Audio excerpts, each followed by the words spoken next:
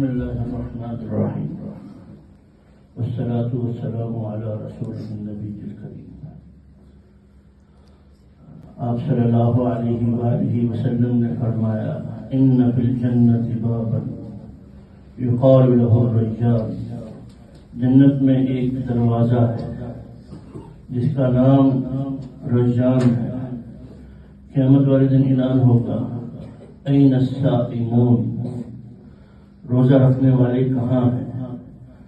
روزہ رکھنے والے حاضر ہوں گے، اس دروازے سے داخل ہوں گے، پھر اس دروازے کو بند کر دیا جائے گا. فمن لم يدخل بعدہ، پھر اس میں کوئی اور داخل نہیں ہوگا، وہ اللہ نے خاص دروازہ رکھا ہوا ہے. آپ صلی اللہ علیہ وسلم نے فرمایا جب رمضان المبارک آ جاتا ہے تو اللہ جل شانہ عرش کے فرشتوں کو بھی کہہ دیتے ہیں تم میری تسبیحات چھوڑ دو اور ان روزے داروں کی دعاؤں پر آمین کہنا شروع کر دو، کہ تم روزے داروں کی دعاؤں پر آمین کہو.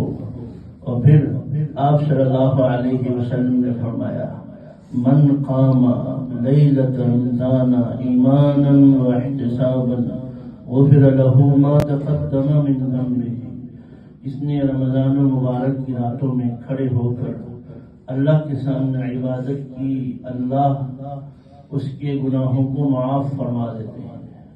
نسائی شریف کی روایت ہے من قام لیلۃ رمضان خرج من ذنوبہ کیوم ولدتہ امہ، کہ جس نے رمضان المبارک کے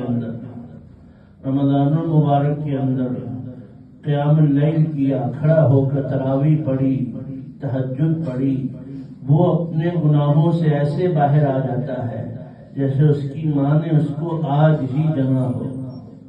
مشکات شریف کی روایت ہے آپ صلی اللہ علیہ وسلم نے فرمایا ایک فرشتہ ہر روز رمضان المبارک میں اعلان کرتا ہے یا باغی الخیر اقبل و یا باغی الشر اقصر، اے خیر کو تلاش کرنے والے آگے بڑھ، ہمت کر، اور اے شر کو تلاش کرنے والے، اے شر والے پیچھے ہٹ.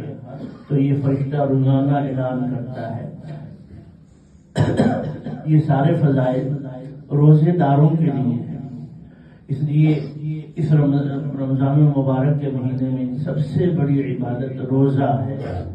اس لیے جہاں کہیں بیٹھیں معلوم ہو کہ بھائی روزے دار نہیں ہے تو محبت سے، پیار سے اس کو ترغیب دے کر، ایک یہ ہے کہ تو روزہ رکھتا ہی نہیں تو ایسا ہے نہیں، اس کو ترغیب دے کر دیکھو اللہ نے اتنی فضیلت بیان کی ہے، اتنا درجہ بیان کیا ہے روزہ رکھنے. ہمارے کہنے سے ایک آدمی نے روزہ رکھنا شروع کر دیا تو میرے محترم بھائیوں ہمارا روزہ تو جیسا کیسا، کبھی غیبت کی، کبھی چغلی کی، کبھی بہتان باندھا، اور کبھی مسلمان کو حقیر سمجھا اور کبھی مسلمان کی عیب گوئی کی.